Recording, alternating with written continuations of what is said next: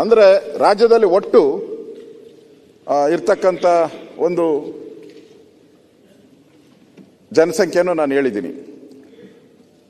ಅವರೇ ಹೇಳಿರೋ ಪ್ರಕಾರ 2025-20 ಆಯವ್ಯಯದಲ್ಲಿ ಅವ್ರದ್ದು 4,09,549 ಕೋಟಿ ಅಂತ ಅವರೇ ಹೇಳಿದ್ದಾರೆ. ನಮ್ಮ ಬಡ್ಜೆಟ್ ಇಷ್ಟು ಅಂತ. ಅದರಲ್ಲಿ ಈ 24% ಅಪ್ರಾಕ್ಸಿಮೇಟ್ಲಿ 24% SC/ST ಗಳಿಗೆ ನಾವು ಕೊಡಬೇಕು. ಯಾಕೆಂದ್ರೆ ನಮ್ಮ ಜಮೀರಣ್ಣ ಬಂದಿಲ್ಲ ಇಲ್ಲಿ. ಜಮೀರಣ್ಣ ಬಂದಿಲ್ಲ. ಅವರು ಕೌನ್ಸಿಲ್ ಜೋರಾಗಿ ಹೇಳ್ತಾ ಇದ್ದೆ ನೋಡಿ, ಎಷ್ಟು ಬಾಂಧವ್ಯ ನಿನ್ಗೆ. ಬಂದಿಲ್ಲ. ಅವ್ರು ಹೇಳಿದ್ದಾರೆ. ಅಂದ್ರೆ ಅವರು ಈ ಕ್ಯಾಬಿನೆಟ್ ಮಂತ್ರಿ ಅಲ್ಲ, ಅವ್ರದ್ದು ಸಮಪಾಲು ಅವ್ರದ್ದು. ಅವ್ರು ಹೇಳಿದ್ದಾರೆ, ನಾವು ಕರ್ನಾಟಕದಲ್ಲಿ 14% ಇದ್ದೀರಿ, ಆ ಪ್ರಕಾರ ಕೊಟ್ಟಿರೋದು ನೋಡಿದ್ರೆ ನಮ್ಮ ಸಿದ್ದರಾಮಯ್ಯನವರು ನಮ್ಮವರು ಎಲ್ಲ ಮುಸ್ಲಿಮರು ಅಂತಾರೆ, ಕೊಟ್ಟಿರೋದೇ ಕಡಿಮೆ, ನಮ್ಗೆ ಕೊಡಬೇಕಾಗಿದ್ದು 60,000 ಕೋಟಿ ಕೊಡಬೇಕು. ಸ್ಟೇಟ್ಮೆಂಟು 60,000 ಕೋಟಿ ಕೊಡಬೇಕು.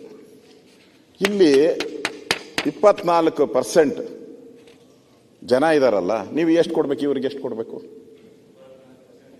24% SC/ST ಬಿಡ. ನಾನು ಮಾತಾಡ್ಬೇಕು ಸರ್, ಆಮೇಲೆ ರಿಪ್ಲೈ ಮಾಡಲಿ ಸರ್, ಪ್ಲೀಸ್.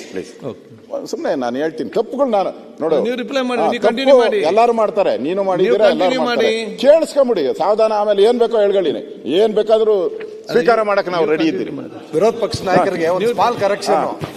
ಅದಕ್ಕೆ ನಾನು ಪ್ಲಾನ್ ಸೈಜ್ ಏನು ನೀವು ವಿರೋಧ ಸನ್ಮಾನ್ಯ ಅಧ್ಯಕ್ಷರೇ ಪಾಪ ಮೊದಲನೇ ಸಾರಿ ಸನ್ಮಾನ್ಯ ಅಧ್ಯಕ್ಷರೇ ಅವ್ರಿಗೆ ಹೇಳಿ, ಅವ್ರಿಗೆ ನೀವು ಆ ಪ್ರಕಾರ ನೀವು ದುಡ್ಡು ಕೊಡೋದಾದ್ರೆ ನಿಮ್ಮ ಬಡ್ಜೆಟ್ 4,09,000 ಕೋಟಿ ಇರೋದ್ರಲ್ಲಿ ನೀವು ಹಂಗ್ ಲೆಕ್ಕ ಹಾಕಿದ್ರೆ 24.10% ಲೆಕ್ಕ ಹಾಕಿದ್ರೆ ಜಮೀರ್ರ ಕ್ಯಾಲ್ಕುಲೇಷನ್ ಲೆಕ್ಕ 98,701 ಕೊಡಬೇಕು.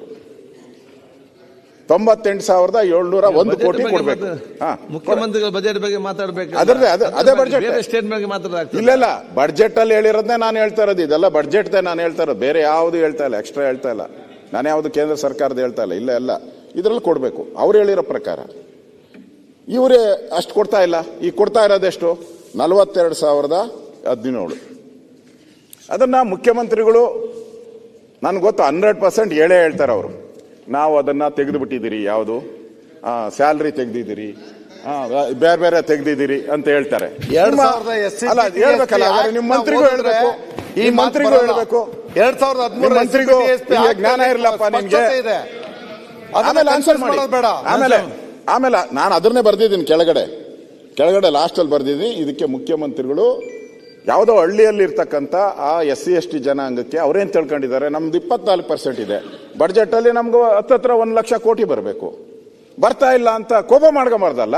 ಅದಕ್ಕೆ ಮುಖ್ಯಮಂತ್ರಿಗಳು ಎಕ್ಸ್ಪ್ಲೈನ್ ಮಾಡಿ ಹೇಳಿ ರಾಜ್ಯದ ಜನತೆಗೆ, ನಾವು ಇಷ್ಟೆಲ್ಲ ತೆಗೆದು ಉಳಿದಿರೋದು ಇಷ್ಟರಲ್ಲಿ ಕೊಡ್ತೀರಿ ಅಂತ.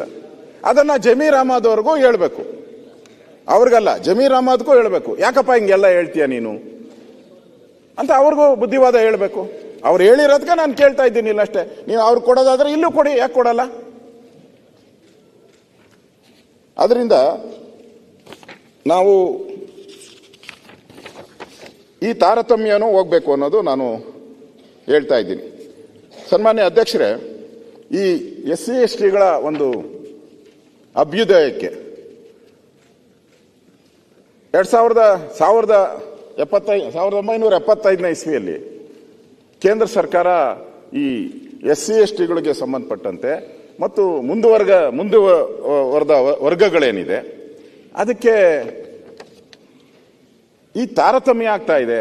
ಈ ತಾರತಮ್ಯ ಹೋಗ್ಬೇಕು, ಅದಕ್ಕೆ ಒಂದು ಯೋಚನೆ ಮಾಡಬೇಕು ಅಂತ ಪಂಚವಾರ್ಷಿಕ ಯೋಜನೆಯಲ್ಲಿ 1974-1978 ಅದರಲ್ಲಿ ಏನಾಯ್ತು, ಈ SCಗಳು ಮತ್ತು ಮುಂದುವರೆದವರು ಏನು ವ್ಯತ್ಯಾಸ ಇದೆ ಅಂತೇಳಿ ಅವತ್ತು ಒಂದು ಆಯೋಗ ಮಾಡಿದ್ರು.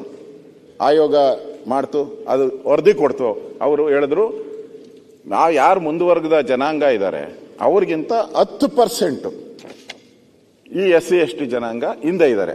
ಅಂದ್ರೆ ನಾವೀಗ 2025ನೇ ಇಸ್ವಿಯಲ್ಲಿ ಇದ್ದೀರಿ. 2025ರಲ್ಲಿ ಇದ್ದೀರಿ. SC/STಗಳು ಎಲ್ಲಿದ್ದಾರೆ?